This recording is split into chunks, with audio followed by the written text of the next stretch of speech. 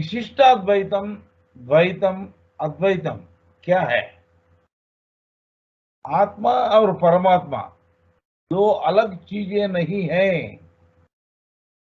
विशिष्ट अद्वैतम कहते हैं एज पर अद्वैतम। अद्वैतम का सिद्धांत का मुताबिक आत्मा और परमात्मा दो अलग चीजें नहीं है, सिर्फ एक ही है, एक ही है, वही पर ब्रह्म। अज्ञान हमें यह भ्रम देता है कि आत्मा और परमात्मा अलग अलग है।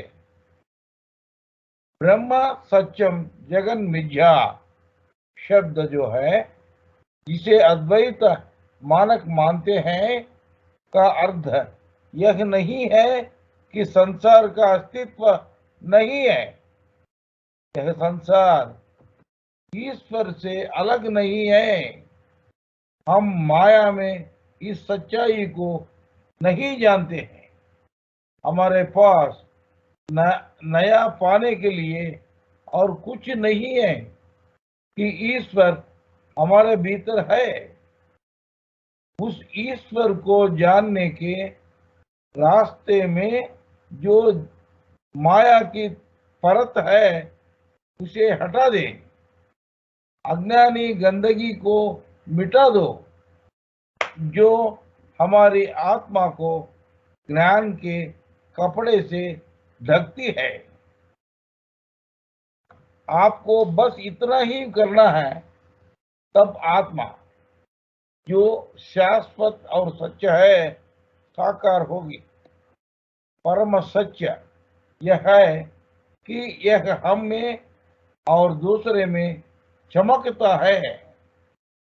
जब उस सत्य को जान लिया जाता है तो आत्मा परमात्मा हो जाता है, हो जाती है। तो आत्मा परमात्मा हो जाती है।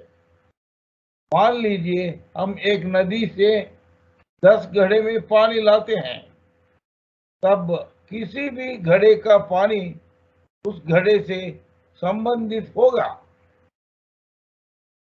अब मान लीजिए घड़े को वापस नदी में ले जाकर चकनाचूर कर दिया जाता है, फिर मटके का सारे पानी वापस नदी में चला जाएगा। कहने का तात्पर्य यह है कि वे सभी जल जो उस समय तक जल के अलग अलग घड़े कहलाते हैं, अविभाज्य नदी जल में बदल जाते हैं। यहाँ अद्वैत अवधारण को समझ जाता है, जैसे कि मटका शरीर है, मटका में पानी जीव है और नदी का पानी परमात्मा है। आत्मा साक्षात्कार प्राप्त होता है जबकि ब्रह्म टूट जाता है, वही मोक्ष है। आप मैं अलग नहीं है, एक ही है।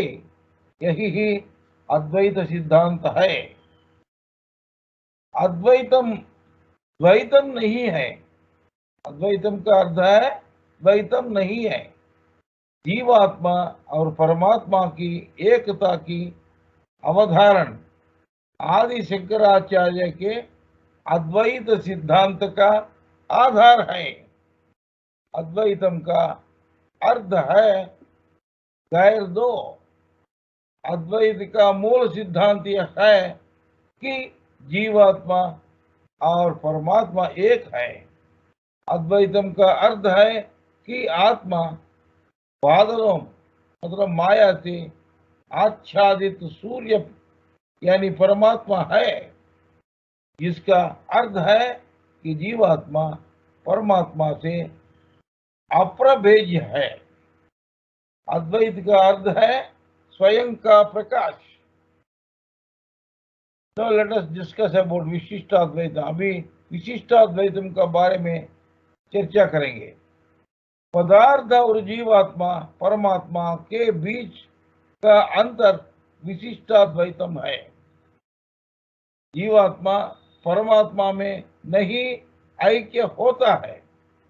विशिष्ट जीवात्मा का अर्थ है विशिष्ट आत्मा ही केवल ईश्वर की निकट को प्राप्त कर सकता है। ऐसा विशिष्ट आत्मा शरीर के बार बार पहनने की जरूरत नहीं है। वही निर्वाण है, वही निर्वाण है। ऐसी कई विशेषताएं हैं। जीवात्मा और पदार्थ दोनों परमात्मा के आधार पर मौजूद है, लेकिन परमात्मा में विलीन नहीं होते हैं। साथ ही परमात्मा तक पहुंचने वाले सभी जीवों में सर्वव्यापिता और रचनात्मकता के दो गुणों को छोड़कर भगवान के अन्य सभी गुण है। जबकि अद्वैत मुख्य रूप से मोक्ष प्राप्त करने के लिए ज्ञान के मार्ग की बात करता है। विशिष्टाद्वैतम भक्ति शुद्धि के मार्ग के बारे में बताता है। आप, भगवान, मैं, प्राणी, प्रकृति यानी पंचभूत सभी अलग है, लेकिन आपस में गुंथी हुई है। विशिष्टाद्वैत तीन सच्चों यानी जीवन, प्रकृति और ईश्वर को स्वीकार करता है। एक ही ईश्वर है जो चित्त नामक जीव के साथ और अचित नाम का प्रकृति के साथ है। एक ही ईश्वर एक ही है जो चित्त नाम का जीव के साथ और अचित नाम के प्रकृति के साथ है। जिस प्रकार शरीर में प्राण है, उसी प्रकार जीवन में भीतर से श्रीमन नारायण है। जीव अज्ञान का कारण संसार बंधन में फंस जाते हैं। भगवान की कृपा से, सद्गुरु की कृपा से जो लोग भगवान के आत्मसमर्पण करते हैं, वे अज्ञान से मुक्त हो जाएंगे और मृत्यु के बाद निर्वाण प्राप्त करेंगे। विशिष्टाद्वैतम का अर्थ है कि जीव में परमात्मा जीवात्मा का रूप में विराजमान है। जीव में परमात्मा जीवात्मा का रूप में विराजमान है। विशिष्टाद्वैतम का अर्थ है मुझ में प्रकाश है। विशिष्टाद्वैतम का अर्थ है मुझ में प्रकाश है। अभी द्वैतम के बारे में चर्चा करेंगे। द्वैतम जीवात्मा का पृथक्करण, परमात्मा का पृथक्करण, दोनों एक नहीं है। साथ ही एक जीवात्मा और दूसरे जीवात्मा में अंतर होता है, और जीवात्मा और पदार्थ भी अलग अलग है। परमात्मा पदार्थ भी अलग है। मूल पदार्थ का एक भाग दूसरे भाग से भिन्न है। द्वैत का बारे में हम चर्चा करेंगे। जीवात्मा का पृथक्करण, परमात्मा का पृथक्करण, दोनों एक नहीं है। साथ ही एक जीवात्मा और दूसरे जीवात्मा में अंतर होता है। जीवात्मा और पदार्थ भी अलग अलग है। परमात्मा पदार्थ भी अलग है।